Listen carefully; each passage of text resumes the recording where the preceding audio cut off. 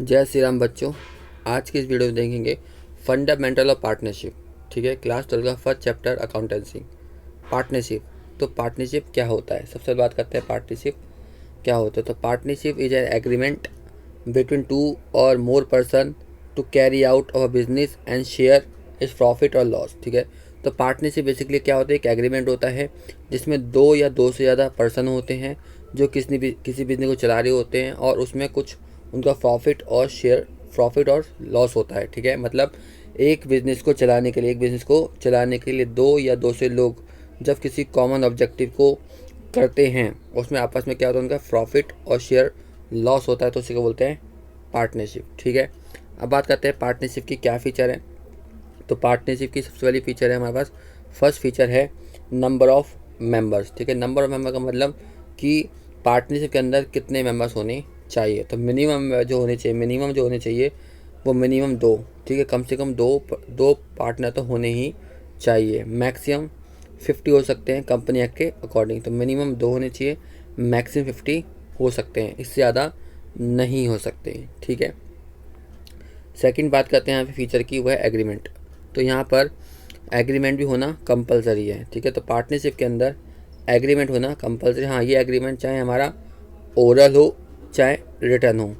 ठीक है, रिटर्न में होगा तो ज़्यादा बेटर होगा, और रिटर्न में जब एग्रीमेंट होता है तो इसी को क्या बोलते हैं? डीड बोलते हैं। क्या बोलते हैं?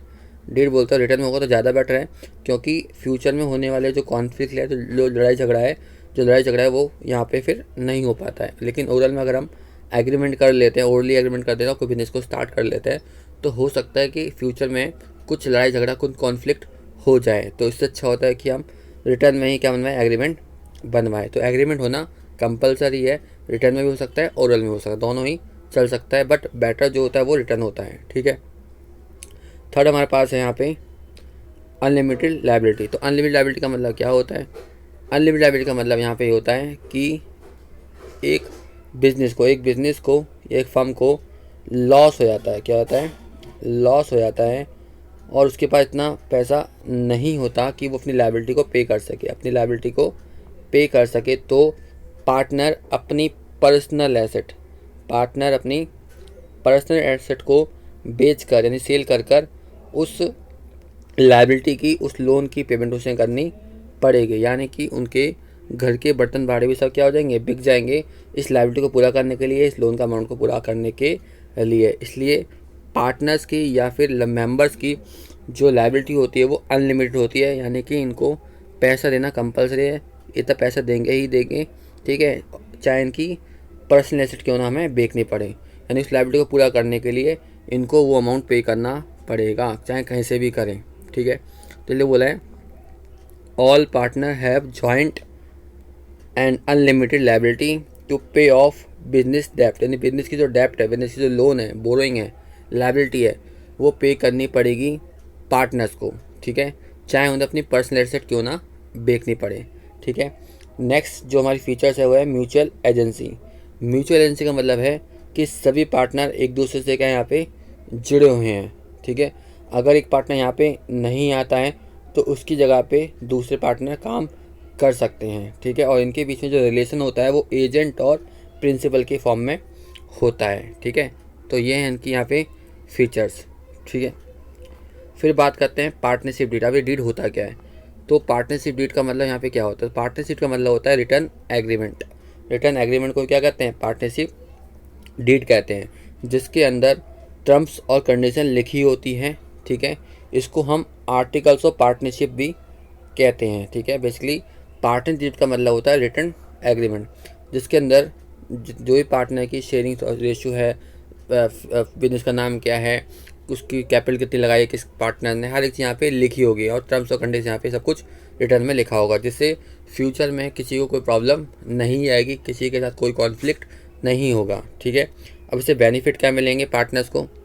तो इससे बेनिफिट मिलेंगे कि जो फ्यूचर में डिस्प्यूट होने की संभावना होती है वो यहाँ पे क्या हो जाएगी? कम से कम हो जाएगी, रिजॉल्व हो जाएंगे। फिर जो मिसअंडरस्टैंडिंग हो जाती है पार्टनर्स के बीच में वो यहाँ पे क्या हो जाएगी? रिजॉल्व हो जाएंगे, और बिजनेस को चलाने में बहुत ज़्यादा क्या होगा? आसानी हो जाएगी। ठीक है, अगर हम पार्टनरशिप जो है डीड बनवा लेते हैं, यानी कि रिटर्न एग्रीमेंट बनवा लेते हैं, तो हम आराम से बिजनेस को क्या कर सकते हैं? चला सकते हैं। तो ये फ़ायदे होते हैं डीड को बनवाने के बाद। ठीक है, अब इस पार्टनरशिप डीड के अंदर होता क्या है, लिखा क्या जाता है, तो उसके अंदर कई सारी चीज़ लिखी जाती है, जैसे name of the firm, name of partners, nature of business, place of firm, capital contribute by each partners, profit sharing ratio, amount of loan taken by partners, rate of interest, सब लिखा होता है। मतलब क्या कि फर्म का नाम क्या है, फर्म का नाम क्या है, कितने पार्टनर हैं, उनके क्या क्या नाम है, बिज़नेस का काम क्या है, नेचर क्या है, वो जो फर्म है या बिज़नेस है वो किस प्लेस पे लगा हुआ है, किस पार्टनर ने कितनी कैपिटल कंट्रीब्यूट करी है, किस रेशो में करी है, कितना लोन लिया है, किस पार्टनर ने कितने लोन लिया, कितना पार्टनर लोन दिया है, उसकी रेट ऑफ इंटरेस्ट क्या है, पार्टनर की सैलरी क्या है, पार्टनर का कमीशन क्या है, मतलब हर एक चीज़ यहाँ पे लिखी होती है। इंटरेस्ट ऑन ड्राइंग क्या है, इंटरेस्ट ऑन कैपिटल क्या है, रेट क्या है, सब यहाँ पे लिखा होता है। तो हर एक चीज़ मेंशन होती है इस पार्टनरशिप डीड के अंदर, ताकि पार्टनर्स के बीच में कॉन्फ्लिक्ट ना हो, फ्यूचर में कोई दिक्कतें ना आए, कोई समस्याएं ना आए। ठीक है, तो सब बेटर होता है कि हम रिटन डॉक्यूमेंट बनाएं जिसे हम पार्टनरशिप डीड बोलते हैं। ठीक है, चलो नेक्स्ट हमारे पास है, अगर पार्टनरशिप डीड ना हो, अगर पार्टनरशिप डीड ना हो फिर क्या होगा। तो अगर पार्टनरशिप डीड ना होगी तो हम फॉलो करेंगे, पार्टनरशिप डीड अगर ना हो तो हम फॉलो करेंगे provision of Indian partnership act के, तो जो प्रोविज़न बनाए हैं उनको हम फॉलो करेंगे, यानी इंडियन पार्टनरशिप 1932। तो 1932 के द्वारा जो प्रोविज़न बनाए हैं उनको हम यहाँ पे करना पड़ेगा फॉलो। तो कौन कौन से प्रोविज़न हैं जो फॉलो करने पड़ेंगे अगर डीड ना हो, तो वो क्या क्या है देख लेते हैं। ठीक है, तो सबसे पहले अगर पार्टनरशिप डीड नहीं है, ठीक है, तो प्रॉफिट शेयरिंग रेशियो लेंगे वो हम लेंगे इक्वली। कैसे लेंगे, इक्वली, यानी कि प्रॉफिट या शेयर लॉस जो भी आएगा वो आपस में इक्वली रेशियो में बांटेंगे, इक्वली रेशियो में डिस्ट्रीब्यूट करेंगे। दूसरा कि पार्टनर को ना तो सैलरी दी जाएगी ना ही कमीशन दिया जाएगा, यानी कि कुछ भी यहाँ पे अलाउ नहीं करेंगे, ना तो सैलरी अलाउ करेंगे ना कमीशन अलाउ करेंगे। ठीक है, और इंटरेस्ट ऑन कैपिटल, अगर किसी पार्टनर ने, जो पार्टनर अपनी कैपिटल लगाते हैं बिज़नेस के अंदर, कैपिटल लगाते हैं बिज़नेस के अंदर, तो उनको कुछ भी इंटरेस्ट ऑन कैपिटल नहीं मिलेगा, यानी पार्टनर को इंटरेस्ट ऑन कैपिटल, अपनी कैपिटल पर उनको इंटरेस्ट ऑन कैपिटल नहीं दिया जाएगा। ठीक है, नॉट अलाउड। फिर अगर किसी पार्टनर ने फर्म से कुछ पैसा विड्रॉ करा हुआ है, ठीक है, तो फर्म जो है पार्टनर से कोई भी इंटरेस्ट पर चार्ज नहीं करेगी, मतलब पार्टनर से कुछ भी इंटरेस्ट ऑन ड्राइंग नहीं लिया जाएगा। मतलब ना तो वो अपनी, कहने का मतलब है कि ना तो वो अपनी कैपिटल पर कोई इंटरेस्ट लेंगे और ना ही अपनी इंटरेस्ट ऑन ड्राइंग पर देंगे, मतलब पार्टनर। और अगर फर्म की तरफ सोचें तो फर्म जो है इंटरेस्ट ऑन कैपिटल ना तो देगा और इंटरेस्ट ऑन ड्राइंग ना तो लेगा पार्टनर से। ठीक है, नेक्स्ट बात करते हैं इंटरेस्ट ऑन लोन। अगर किसी पार्टनर ने फर्म को लोन दिया हुआ है, अगर किसी पार्टनर ने फर्म को लोन दिया हुआ है तो पार्टनर को जो रेट ऑफ इंटरेस्ट मिलेगा, अगर डीड ना हो तो 6% पर एनम के हिसाब से उसे इंटरेस्ट ऑन लोन मिलेगा, अगर डीड ना हो।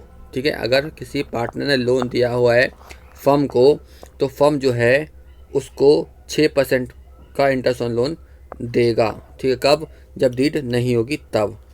ठीक है, आगे बात करते हैं। हाँ, अगर डीड ना हो और कोई पार्टनर आना चाहता है, सपोज मान लो यहाँ पे हमारी फर्म में 49 पार्टनर काम कर रहे हैं। कितने पार्टनर काम कर रहे हैं, 49 पार्टनर काम कर रहे हैं, और एक पार्टनर आना चाहता है, मान लो मिस्टर ए आना चाहता है कि मुझे अपनी फर्म का पार्टनर बना लो, बट 48 तो कहते हैं कि हाँ ठीक है जी आ जाओ, पर एक पार्टनर ने मना कर दिया, तो ये जो पार्टनर है ए वो यहाँ पर नहीं आएगा। क्यों, क्योंकि पार्टनरशिप प्रोविज़न ये बोलता है कि सभी पार्टनर एग्री होने चाहिए न्यू पार्टनर के एडमिशन के लिए सभी के सभी पार्टनर क्या होने चाहिए, एग्री होने चाहिए। किसी एक पार्टनर ने अगर मना कर दिया तो न्यू पार्टनर यहाँ पे एडमिट नहीं हो सकता, ऑल पार्टनर क्या होने चाहिए, एग्रीड होने चाहिए। तो ये थे हमारे कुछ प्रोविजंस, और यहाँ से क्वेश्चन पक्का पूछा जाएगा। ठीक है, नेक्स्ट बात करते हैं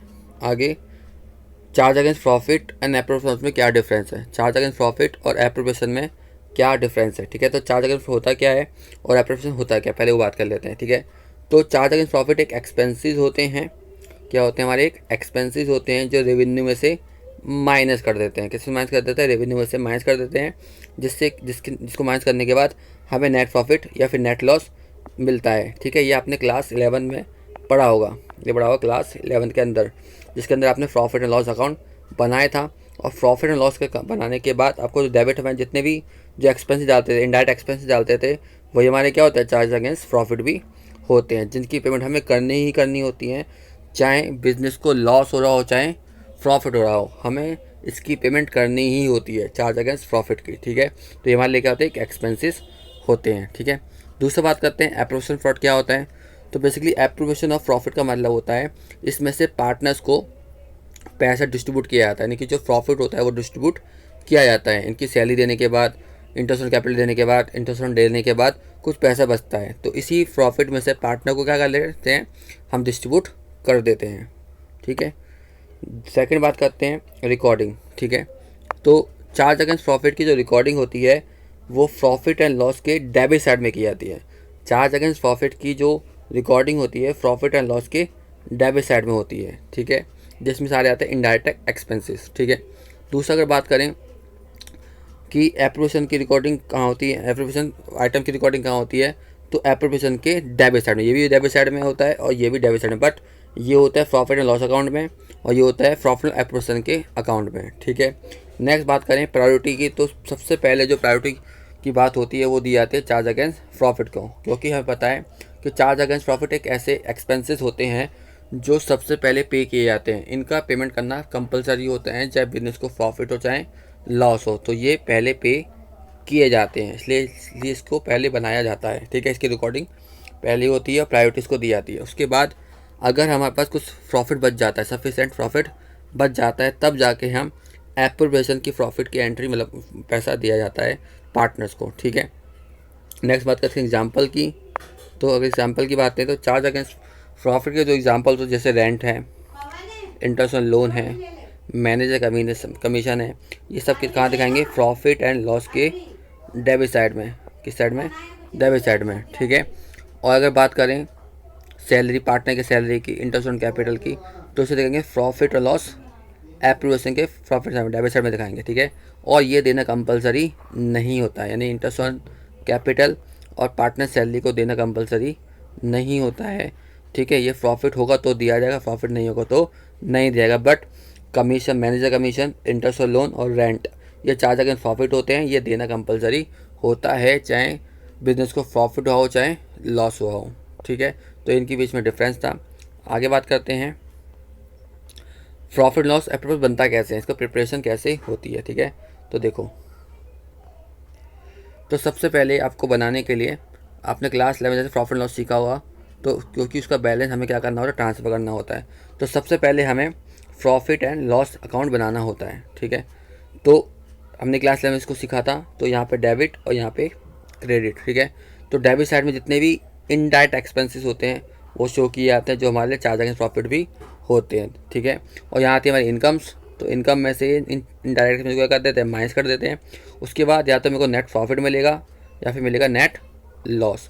अगर नेट प्रॉफिट मिला है, अगर आपको मिला है नेट प्रॉफिट, तो एप्रोवेशन हम जब अकाउंट बनाएंगे, क्या बनाएंगे? एप्रोवेशन में अकाउंट बनाएंगे तो उसको ट्रांसफ़र करेंगे। क्या करेंगे? इसको ट्रांसफ़र कर देंगे। जैसे अगर नेट प्रॉफिट मिला है तो उसको ट्रांसफ़र कर देंगे क्रेडिट साइड में। ठीक है, और अगर नेट लॉस मिला है तो एप्रोवेशन के डेबिट साइड में उसको क्या कर देंगे? ट्रांसफ़र कर देंगे। तो इसका अमाउंट यहाँ पे ट्रांसफ़र हो जाएगा, इसका अमाउंट यहाँ ट्रांसफ़र हो जाएगा। उसके बाद डेबिट साइड में और क्या क्या आइटम आएंगे प्रॉफिट एप्रोवेशन के अकाउंट में? तो डेबिट साइड में वो सारे आइटम आएंगे जो पार्टनर को दिए जाते हैं, जो पार्टनर को दिए जाते हैं वो डेबिट किए जाते हैं। जैसे पार्टनर को इंटरेस्ट ऑन कैपिटल दिया जाएगा, पार्टनर को सैलरी दी जाएगी, पार्टनर को कमीशन दिया जाएगा, और अगर कुछ प्रॉफिट ट्रांसफ़र कर दें तो यहाँ पे हम कर देंगे। उसके बाद क्रेडिट साइड में वो आइटम आएंगे जो पार्टनर से लिया जाता है। तो पार्टनर से क्या लिया जाएगा?